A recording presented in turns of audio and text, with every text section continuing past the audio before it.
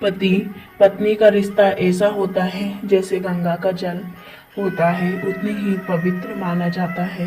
पत्नी आपके साथ साथ हर सुख दुख में रह सकती है, हर गरीबी को सहन कर सकती है। वह यह नहीं चाहती कि उसे धन दौलत गहनों जेवर से लाद दिया जाए। यह तो मात्र झूठी शान होती है जो आप और हम लोग दुनिया के सामने दिखावे के लिए करते हैं। पत्नी तो सिर्फ अपने पति से उस अनजान घर में अपने लिए मान सम्मान चाहती है। आप इस बात का ध्यान रखिए कि अगर आप अपनी पत्नी का मान सम्मान नहीं करते हो तो दूसरा भी उसी के साथ वही व्यवहार कर सकता है जो आप उसके साथ करते हैं।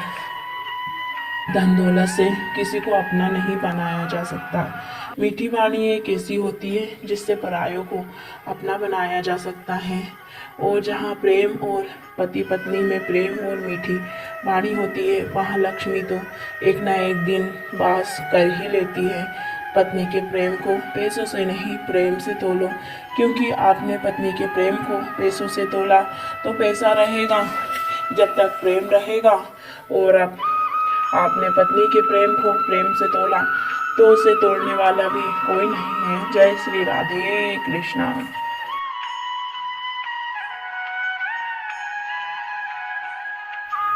आप किसी अनजान घर की बेटी को अपने यहाँ लाते हैं बहू बनाकर, तो आप उसकी छोटी छोटी गलतियों को इधर उधर बताने लगते हो कि आज उसने ऐसा किया वैसा किया।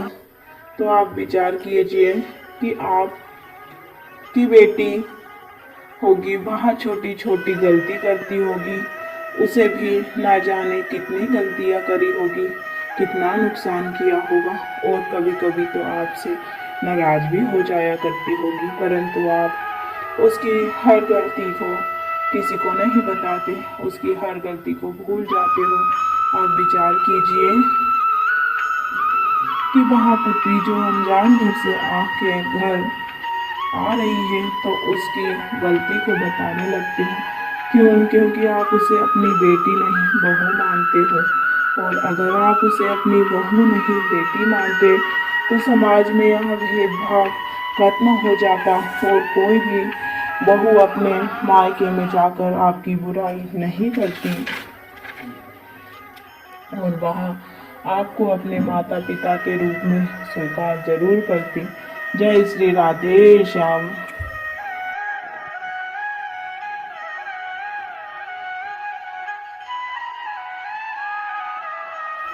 माता पिता अपनी संतान को हर सुख हर ऐसो आराम देना चाहते हैं। माता पिता अपने बच्चों को ईमानदारी और अपने खरी कमाई से उसे बड़ा करते हैं। वह बच्चों की खुशी के लिए यह भी भूल जाते हैं कि उनके पैरों में चप्पल नहीं है, तन पर पहनने के लिए अच्छे कपड़े नहीं हैं। उन्हें यह सब बातों का ध्यान भी नहीं रहता। उन्हें ध्यान रहता है तो सिर्फ एक बात का, उसके बच्चे के पास किसी चीज की कमी तो नहीं है। वह आपको अपने पैरों पर खड़ा करने के लिए दिन रात एक कर देते हैं, और जब आप बड़े हो जाते हो तो अपने माता पिता से कहते हो कि आपने हमारे लिए किया ही क्या है। तो आप विचार कीजिए कि उस मीठी और प्रेम भरी मुस्कान आपके माता पिता की जो संसार में कहीं नहीं ढूंढने से भी नहीं मिलेगी। जी बिल्कुल नहीं मिलेगी। माता पिता के बुढ़ापे का सहारा होते हैं उनके बच्चे। जब एक माता पिता अपनी पांच पांच संतानों का पेट भर सकती है, तो क्या आप अपने दो माता पिता का पेट भरना भी मुश्किल हो जाता है। आप भी कभी माता पिता बनेंगे जब आपकी संतान भी आपसे यही कहेगी, तब आपको एहसास होगा कि आप लोगों ने अपने माता पिता के साथ किस प्रकार का व्यवहार किया था। परंतु जब तक बहुत देर हो जाएगी। जय श्री राधे श्याम।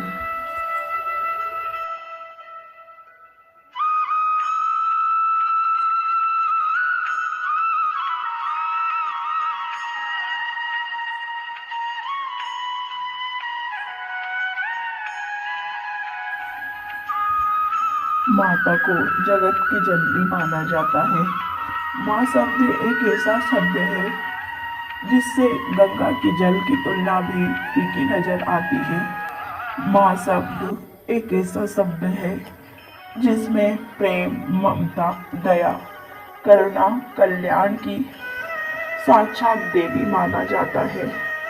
माँ शब्द एक ऐसा शब्द है जिसके आगे 33 करोड़ देवी देवता भी नतमस्तक है। माँ शब्द एक ऐसा शब्द है जिसमें बच्चों के लिए यथा प्रेम होता है। माँ बच्चों का वह पहला गुरु होती है जिसमें बच्चों के लिए कई प्रकार के संस्कार पहुँचते हैं, कई प्रकार की संस्कृति से रूबरू करवाती है, समाज में रहने वाले लोगों के प्रति व्यवहार सिखाती है। परंतु आजकल कुछ माता भारत की संस्कृति को भूल कर विदेशी संस्कृति को अपना रही है, पहनावे को अपना रही है। क्या यह सही है? नहीं माताओं, यह सही नहीं है। आप हमारे गुरु की तरह हो। आपके संस्कार की छवि बड़ी ही पवित्र है। कृपा करके अपने आप को विदेशी पहनावे में मत ढालिए। आपकी सुंदरता तो माता आपके सरल धैर्यवान स्वभाव और वाणी में मधुरता और अपने से बड़ों के लिए मान सम्मान करने में है। एक स्त्री की सुंदरता झलकती है, ना कि विदेशी संस्कृति को अपनाने में। जय श्री राधे श्याम।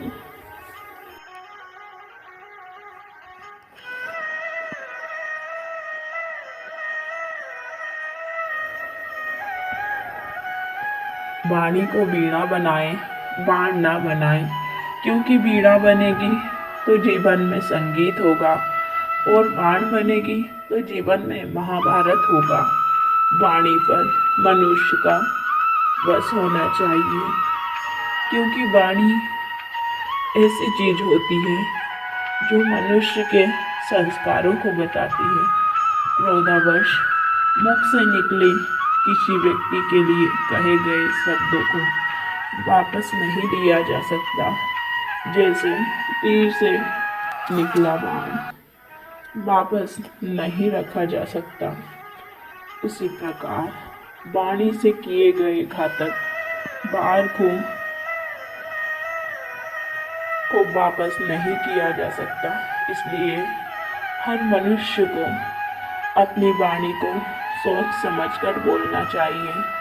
यह किसी के हृदय को कितना आघात पहुंचा सकता है, यह आप और हम नहीं जानते। हाथ पैर में लगी चोट समय के साथ साथ ठीक हो जाती है, और मन में लगे घाव कभी भरते नहीं है। इसलिए वाणी का प्रयोग जरा सोच समझ कर करना चाहिए। जय श्री राधे श्याम।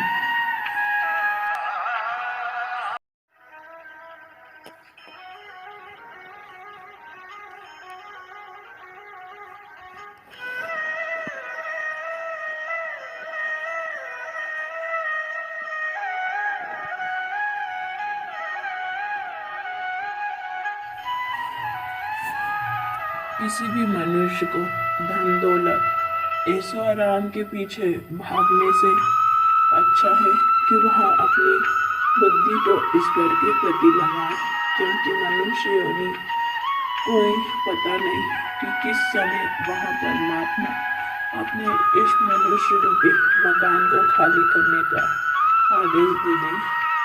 बाल्य अवस्था में हम सोचते हैं कि युवावस्था में भजन करेंगे, और जब युवावस्था निकल जाती है हम सोचते हैं कि वृद्ध अवस्था में भजन करेंगे, पर हमसे भजन वृद्ध अवस्था में होता नहीं है।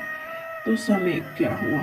समय निकल गया और आप और हम यही क्षण भंगुर संसार में फंसे रह गए, और बाद में जो धन दौलत ऐशो आराम हमने कमाया था वह भी साथ नहीं गया।